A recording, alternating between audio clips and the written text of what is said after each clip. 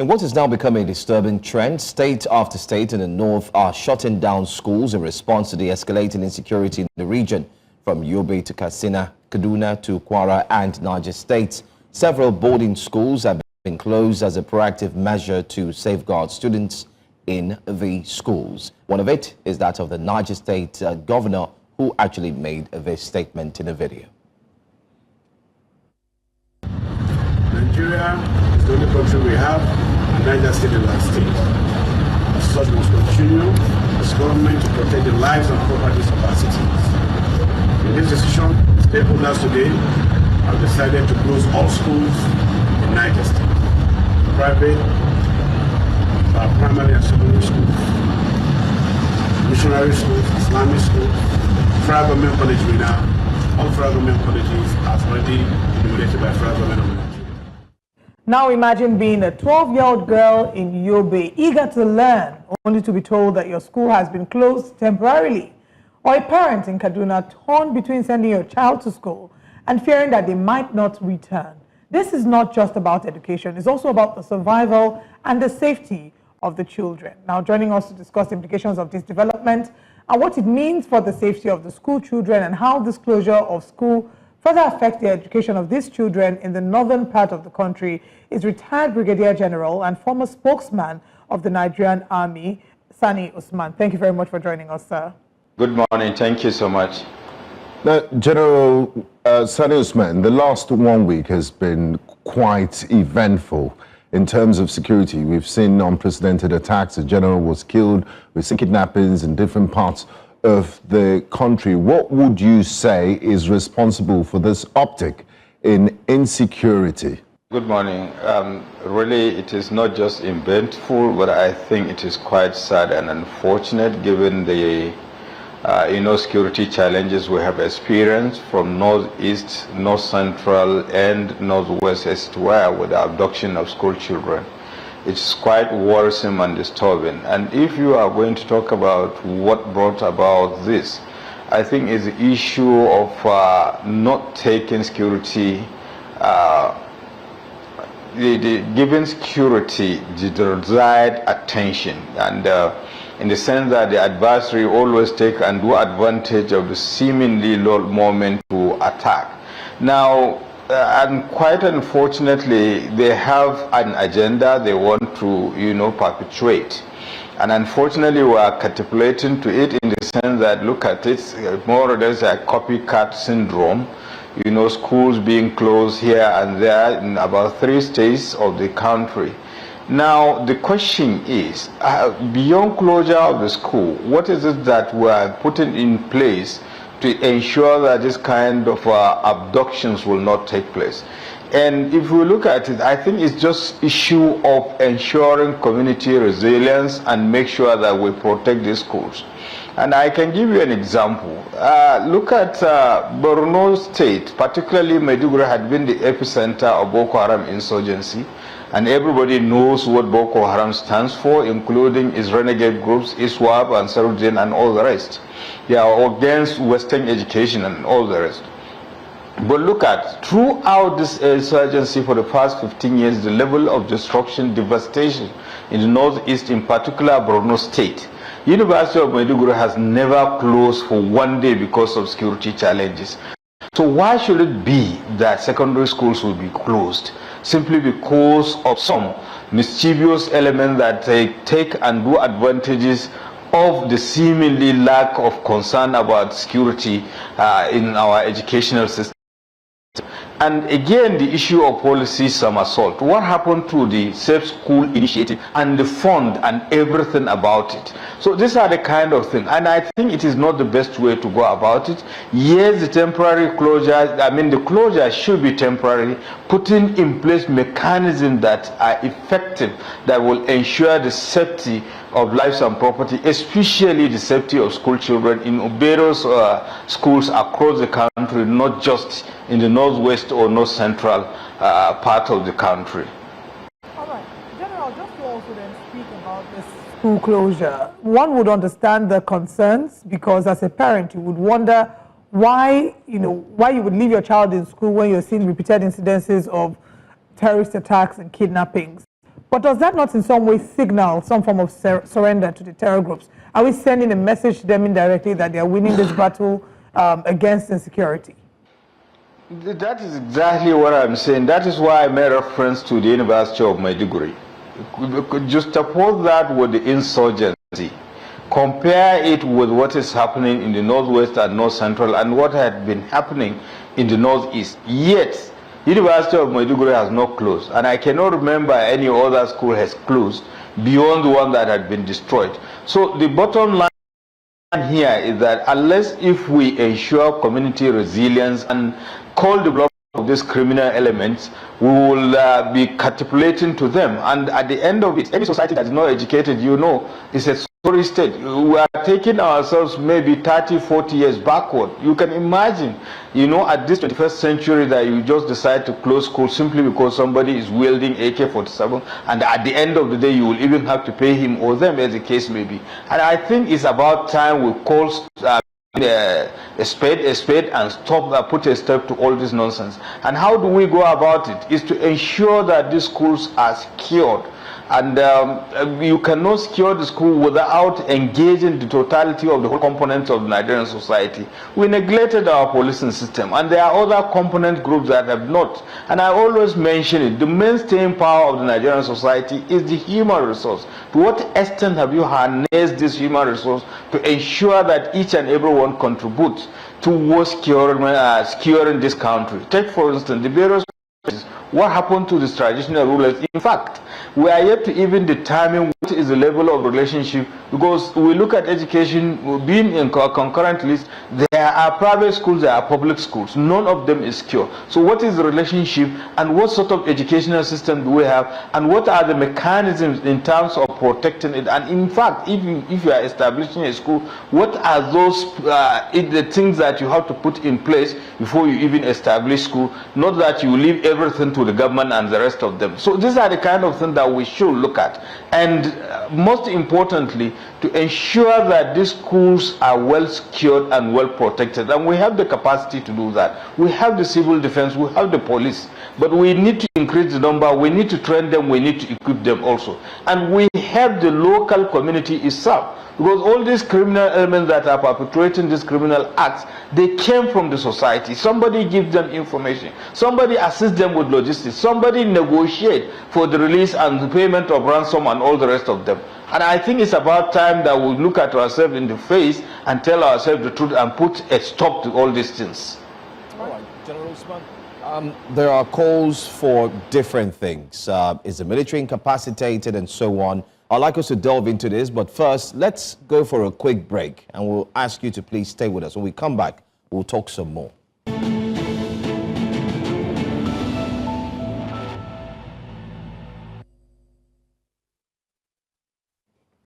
Thanks for staying with us here on Breakfast Central on News Central. We're taking a look at the rising spate of insecurity in Nigeria and the school children who have been told to go back home. Our guest is retired Brigadier General and the former spokesperson of the Nigerian Army, General Sanni Usman, who's joining us live from our Abuja studios. But let's go straight to the question. I think it's one of the biggest questions everyone is asking right now. Is the Nigerian military capacitated?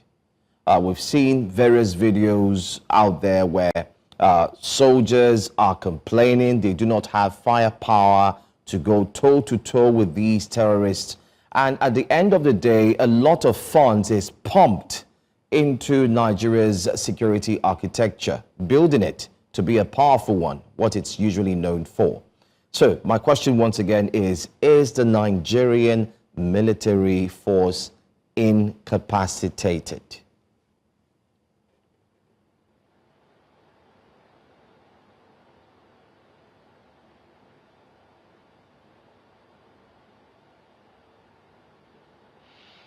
Well, I think the long and short answer to your question is capital no, in the sense that the Nigerian military that I know is not incapacitated, is rather doing marvelously well in the circumstances that it found itself. And I want you to juxtapose this vis-a-vis these myriads of security challenges across the country and elsewhere. in the sense that virtually the military is performing duty far beyond what it was supposed to be performing. So given that circumstances, maybe you can say that the military is being stretched but not incapacitated, because it has the capability. And I also look at it in the sense that recently there was a change in the leadership of the armed forces of Nigeria, right from the Chief of Defense Staff and Service Chiefs. And these are people that we have known of proven integrity, well-trained and well-experienced, and they had been part of the system, and they are given the desired, leadership and impetus to the problem. But what is happening is that, and I don't know how to put it, there is this house is saying there is a local staple food that if it's much, when the ingredients you put might not necessarily make the desired impact. So basically that is what is happening, and we need the numbers, we need the equipment, we need the support that we can get. Then you can see the very best out of this. Take for instance, we have had instances the military will be engaged in a particular act and then they will be called upon to do another. That is one thing. Then the other thing is the issue of the level of support from the basic other components of Nigerian society. Take for instance the intelligence available to it. Then of course we neglected our time-tested conflict resolution mechanism, in the sense that we more or less have a kind of knee-jerk approach to security challenges. Every security challenge they will just call in the military, when under normal circumstances some of the security challenges are issue of injustice and social injustice, so to speak. So the military cannot solve that problem unless, because bulk of it borders on governance issue. Now let's look at it. Among the three tiers of the government, federal, state and local governments, the local government system is not working. Problems that can easily be dealt with at that level, a kind of buffer zone, they will be shifted to the state to the federal government. And now you look at it also, even among the states, they are speaking at cross purposes with each other. So there is a limit to which the military or the security forces can, perform. And that is why you are looking at it from that perspective, as if it has been incapacitated. No, far from it. And if you look at the antecedents and the history of the armed forces of Nigeria, right from the First, Second World War, and of course the various peacekeeping operations in the 60s and of course 90s and 80s, you know that Nigerian armed forces are one of the very best that can be compared. But it's just that they found themselves in circumstances. And if you also look at the issue of the counter-insurgency effort, there are certain countries for 58 years they are contending with counter-insurgency effort, but they were not successful. But here you are, within a decade or more, the armed forces of Nigeria were able to do the best they can. And given the fact that every day we have one security challenge or the other, for instance, the issue of banditry, the issue of kidnapping, and we have neglected our policing system over time, that the police are, kind of having difficulty in performing their duties simply because of neglect over time. Because if you look at it within the last 26 years or so, to what extent have we invested in our policing system in terms of number, in terms of training, in terms of equipment to meet up with the 21st century security challenges? So these are the kind of problems that you have to look at before you come to that conclusion, which is, to my own understanding, honestly, is a wrong conclusion. They have not been incapacitated, but there is need to do better, as it were. And talking about the need to do better, General Usman, we are living in unprecedented times. Never in the history of the Federal Republic of Nigeria has another nation threatened to invade Nigeria, all guns blazing, albeit conditional. As a member of as a fellow of the Nigerian Institute of Public Relations and a member of the prestigious National Institute of Policy and Strategic Studies, do you think Mr. President should have addressed Nigerians to, instill confidence and address this situation? And also, the National Security Advisor, Malam Nuhu Ribadu, met with the Secretary of War, Pete Hegseth, just a few days ago to discuss modalities in dealing with this terrorism issue. What sort of partnership should Nigeria seek with the United States of America in dealing with violent extremist groups in Nigeria that will not allow us to lose our sovereignty? Because they say even in Freetown, there's no free lunch. Well, the starting point is that first and foremost, I can understand how an average Nigerian feels, especially given the circumstances we found ourselves within the last couple of weeks or within the last 1 month or so, especially with this nation and the threats by the American president and all the rest. Yes, there is need to have a greater sense of belonging. It will not be out of place if the president comes out and address Nigerians and give them assurance to reinforce what the ministers and other aides were saying and the effort they are making. That is one. Then secondly, the issue of constructive engagement is equally very important, but there is one thing people should understand. This is just a stage in our national time, in our national history, and it will come to pass. But if for the time being, I think we should not despair, but we should be courageous enough to accept certain things the way they are. For instance, the Americans did nothing other than holding a mirror for us.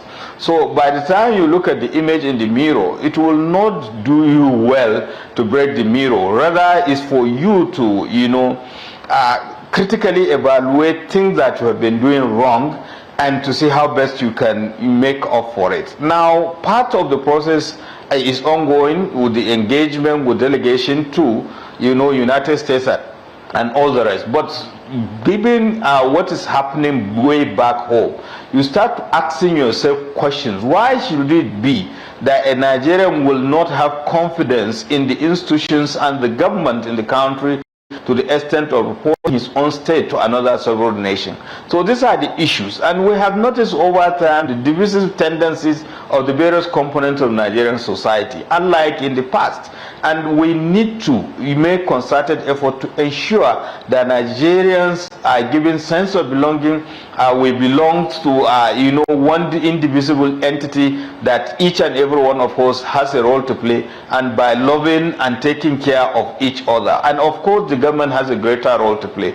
And it will not, even though we can understand the geopolitics and the circumstances that brought about all these things. The Americans, they understand, they are trying to pursue their own interest in the sense that, look at it, they don't even have a foothold on the African continent, as it were. Initially, they have military bases in Niger and Mali, and with what is happening in those countries, they are no more. The closest they have is in Djibouti. Now, they don't even have a means of monitoring what is happening in Sahel, and the growing interest of the Western countries, of course, even the Asian countries, Russia and China, and of course for the Americans to also have a foothold on what is happening in Nigeria. So when you put all these things all together, so you look at it, will you allow your country to be a pawn in the chessboard of geopolitics and given what Nigeria stands for? So I think we need to look at ourselves and see how best we can come out of this quagmire in the sense of more stronger, more united, as it were, so that nobody will come and tell us what to do, because we have the capacity of doing that. So it is a good thing that they are engaging them, but let it be on our own terms, because Nigeria is the biggest black nation in the world, and we have the prospect. And I always proudly state that one of the staying powers of Nigeria is not the abundant mineral resources, it is the human resources, because Nigerians are just fantastic people, and given conducive atmosphere, we can take on the world. So we shouldn't allow anybody or anything to distract us, and we have nobody to tell us the truth other than ourselves. Who have children that are in these schools in northern Nigeria, where we're seeing a high level of insecurity, with schools being a soft target. What would you say to these parents? And I reckon that you mentioned at the start of this interview, you made reference to the Safe Schools initiative.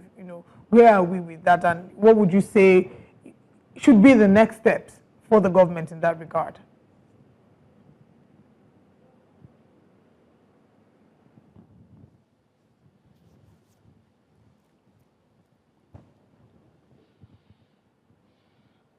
I made mention of it much earlier in the sense that I believe this school closure should be a temporary measure, but going back to drawing board to see beyond the closure of the school, what next? And what next is that we must make sure that nothing, absolutely nothing, and nobody should disrupt the educational system. How do we do that? Is to ensure that we secure the schools.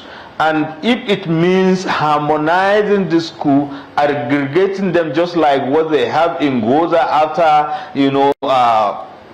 peace has returned to that place, where you lump up a number of schools, but the educational system or the school calendar should not be disrupted by some miscreants because they have no reason whatsoever. Everything they are doing is basically criminality. It is not as if they have been deprived of anything. So we cannot give in to criminals, and we have the capacity to do that. And I'm so happy that the president has just directed that there should be more recruitment into the police force. But beyond the police force, what happened to the Nigerian Civil Security and Civil Defense Corps and other security agencies? But beyond that, how do we also harmonize and complement the efforts of the various state governments? And of course, the state government themselves, they have to come together, because sometimes some of these kidnappers, they will kidnap in a particular state and take victims to another state. So these are some of the issues that we have to tackle and make sure that there is a synergy of effort to ensure that these criminal elements will not have a breathing space. And I'm so happy to understand that the military are doing marvelously well, particularly the Air Force, but we need to also intensify intelligence, both the use of technology and the use of human intelligence as to where. And that is where the issue of constructive engagement with our international partners come into play, because it is just ridiculous that you take a number of people just like that, without anybody seeing them, and you just move them just like cows. But even cows, it is very difficult to move them in such a large number to a safe haven or anywhere as it is. All right. It's been a very fruitful conversation. We want to say thank you so much for speaking with us, General Sanni Usman. And we look forward to having you again. By then, we hope that there will be sweet victory, especially for Nigeria in its fight against terrorism and its fight against ensuring that students are no longer becoming captors. Thank you so much for your time.